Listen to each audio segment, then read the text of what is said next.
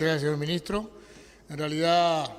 todos ustedes saben que el artículo 47 fue incluido en la reforma de 1996, en su primera versión, cuando establecía justamente que la protección del medio ambiente era de interés general y hace una serie de referencias ahí para evitar contaminación, depredación o destrucción al medio ambiente. Y luego, en el año 2004, por iniciativa popular, que esto está reglamentado en el artículo 331 de la Constitución, con el 10% de los inscriptos en el Registro Cívico Nacional, se incluye la segunda parte del artículo 47, que tiene que ver básicamente con el tema del agua, donde, en primer lugar, habla sobre el derecho a la vida, el derecho al agua y el acceso al agua potable y al saneamiento como derechos fundamentales, derechos humanos fundamentales. Luego habla sobre la política del agua, los principios de la política, los principios rectores de la política, el ordenamiento del territorio, el tema de las cuencas. Y en el punto número 2 del segundo párrafo establece, perdón, en el punto número 3, este numeral establece que el servicio público de saneamiento y el servicio público de abastecimiento de agua para el consumo humano serán prestados exclusiva y directamente por personas jurídicas estatales, donde ahí se incluye, por supuesto, que a las diferentes formas del Estado, persona pública mayor, los entes autónomos, servicios centralizados, los gobiernos departamentales, se incluyen a todas las figuras que pueden estar dentro de esa definición. El Directorio 12, habiendo recibido en su momento la propuesta de esta iniciativa privada, que como dijimos también, la iniciativa privada incluye determinados temas novedosos de cómo se iba a implementar esta propuesta, pero que claramente esta idea de Arasatí ya estaba presente en el año 70, en los estudios que había encargado en su momento también el Estado para resolver el tema del agua, y luego se incluyó en varios documentos, incluyendo, como se dijo aquí también, el programa de gobierno del actual presidente de la República. El Directorio 12, ante la propuesta de la iniciativa privada, y como incluía varias intervenciones de los privados en el proceso de construcción de este proyecto, lo que hizo fue consultar a los constitucionalistas del país a ver si realmente en algún momento esta iniciativa, en alguna de sus facetas, podía vulnerar de alguna manera la normativa constitucional. Es así que, como también se dijo acá, creo que en sala, hay algunos informes, uno de ellos del doctor Riccino, que es catedrático grado 4 de la Universidad de la República, Álvaro Riccino, donde analiza el tema del servicio público, de las personas jurídicas estatales, esos dos conceptos fundamentalmente, y luego llega a las conclusiones estableciendo que, en suma, nuestro parecer, la expresión de servicio público referida a la clase de cometidos estatales que satisfacen necesidades colectivas de carácter impostergable mediante prestaciones de carácter individual, comprende no solo la fase o etapa de realización concreta de la prestación, que le es típica, sino también las fases o etapas necesarias para esa prestación se brinde en condiciones de costo y calidad proporcionados y adecuados al derecho fundamental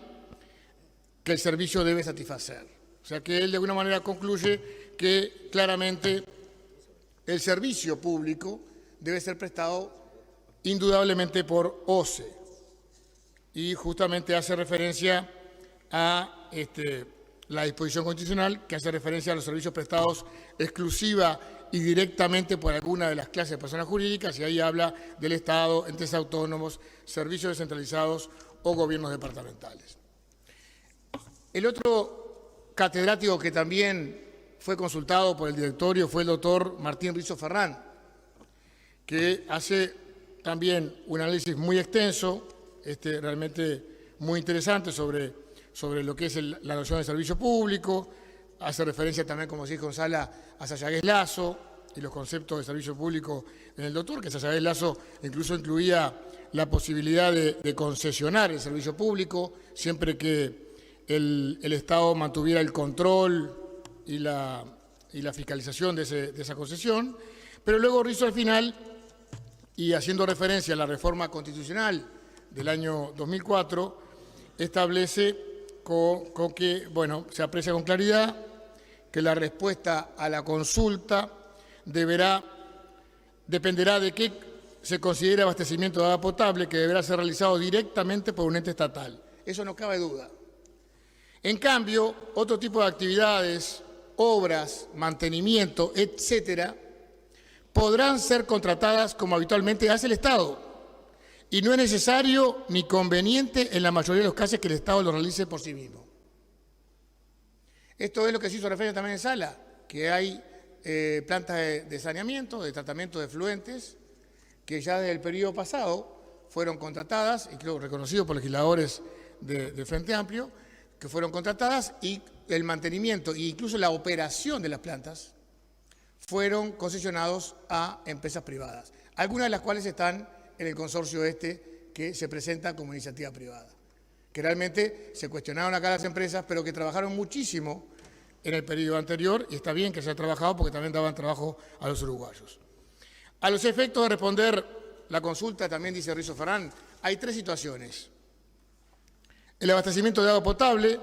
esto es el traslado del agua ya potabilizada por cañerías hasta el domicilio de los usuarios o el lugar que se desee recibir, forma parte de la definición de servicio público del artículo 47. Acá no cabe duda. O sea que el traslado del agua ya potabilizada por cañerías hasta el domicilio de los usuarios o hasta el lugar donde se desee recibir forma parte del artículo 47 y por ende no puede ser prestado por nadie que no sea el Estado. No cabe duda. En el punto B dice, en el campo opuesto es muy claro que el ente estatal a cargo del servicio público podrá contratar obras, adquirir bienes y contratar servicios con terceros. Esto es que es necesario para prestar el servicio público no implica que el particular se entrometa en el servicio, sino que por decisión estatal y bajo su supervisión y control se obtienen bienes, obras y servicios que son necesarios para prestar el servicio público. Y en el punto C dice, en estos extremos, que parecen ser claros, puede haber alguna situación que requiera mayor estudio. Por ejemplo, el proceso de aducción y el de potabilización no parece ser propio del abastecimiento de agua, sino que es algo anterior y necesario para que el abastecimiento pueda producirse. Si esto es así, ¿podrá operar un particular una planta potabilizadora condicionándose que su producido sea entregado bajo ciertas condiciones al ente estatal para su distribución? ¿O siendo la aducción y la potabilización procesos necesarios para el abastecimiento quedan dentro de la prohibición constitucional? Y Rizo responde, entiendo que la solución de principio, esto es, la interpretación extensiva de los derechos fundamentales y la interpretación estricta de las excepciones, conduciría a separar el abastecimiento de las actividades previas. La exclusividad refiere al abastecimiento de los usuarios propiamente dicho. Eso lo dice el doctor Rizo Ferrán. También se hizo referencia en Sala a el informe del doctor Augusto Durán Martínez, que creo que ahí es muy interesante, son realmente un informe bastante extenso, bastante profundo, con un análisis que realmente es excepcional, pero solamente nos vamos a centrar en lo que dice el doctor Durán Martínez cuando dice, como el servicio público,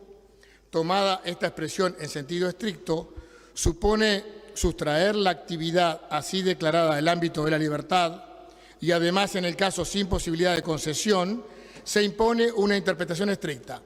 Conforme a lo ya dicho, en consecuencia, cualquier duda interpretativa se resuelve a favor de la libertad. Por lo tanto, lo que es servicio público es exclusivamente esa actividad de proveer de agua potable a terceros por cañerías con las características señaladas. No son servicio público las actividades previas de abastecimiento, aunque sean necesarias para él.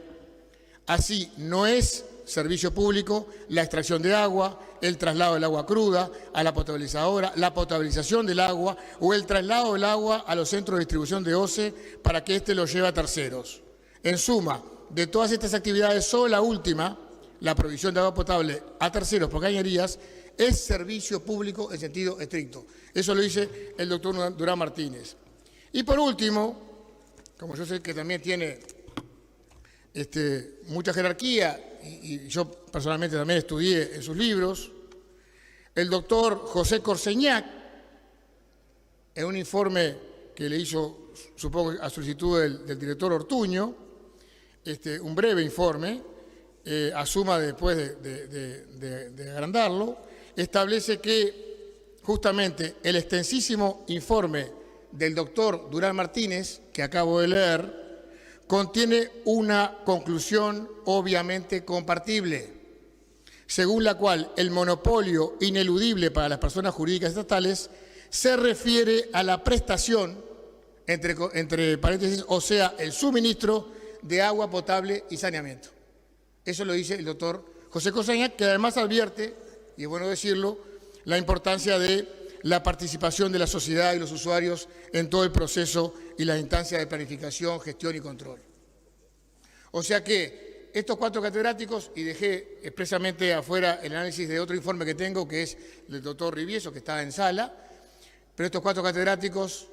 reconocidos de la academia establecen claramente que una cosa es el servicio concreto de abastecimiento de agua potable o de saneamiento y otra cosa son las actividades previas, conexas o tendientes a contribuir al cumplimiento del servicio que están excluidas de la prohibición del artículo 47. Por eso, lo que se ha dicho acá en varias oportunidades por varios legisladores, algunos sin argumento y algunos con algunos pareceres, es claro que este proceso está perfectamente incluido en lo que establece, por supuesto, la norma constitucional del artículo 47 y que en ningún momento se piensa vulnerar esa prestación directa y exclusiva del servicio público de agua por parte del Estado, en este caso en la persona del Servicio Centralizado OCE. Eso queda meridianamente claro, señor presidente, y queríamos dejar justamente la aclaración, y máxime que además la operación de la planta, que podría haber sido operada por un privado sin vulnerar el artículo 47, como lo operan hoy las plantas de saneamiento, pero que en este caso además se ha tomado la decisión de que la opere la propia OCE. Muchas gracias. Gracias, ministro.